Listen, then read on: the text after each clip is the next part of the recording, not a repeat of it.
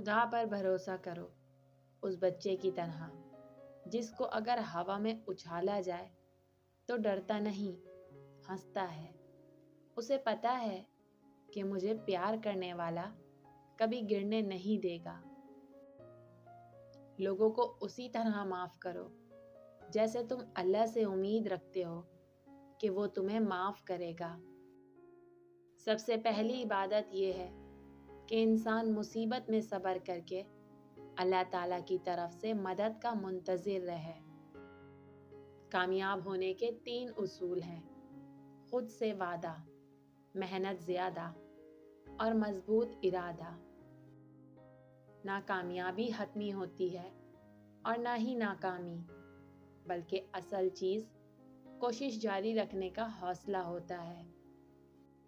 خدا ہر پرندے کو رزق دیتا ہے مگر اس کے گھونسلے میں نہیں ڈالتا۔ رزق حاصل کرنے کے لیے پرندے کو خود کوشش کرنی پڑتی ہے۔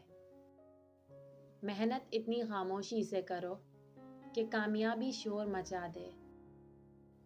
ہر کامیاب شخص کے پاس ایک تکلیف دہ کہانی ہوتی ہے اور ہر تکلیف دہ کہانی کا انجام کامیابی ہوتی ہے۔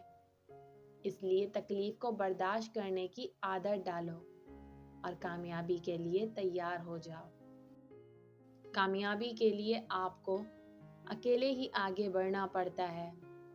لوگ آپ کے ساتھ تب آتے ہیں جب آپ کامیاب ہو جاتے ہیں۔ کامیابی صرف محنت کی دیوانی ہوتی ہے۔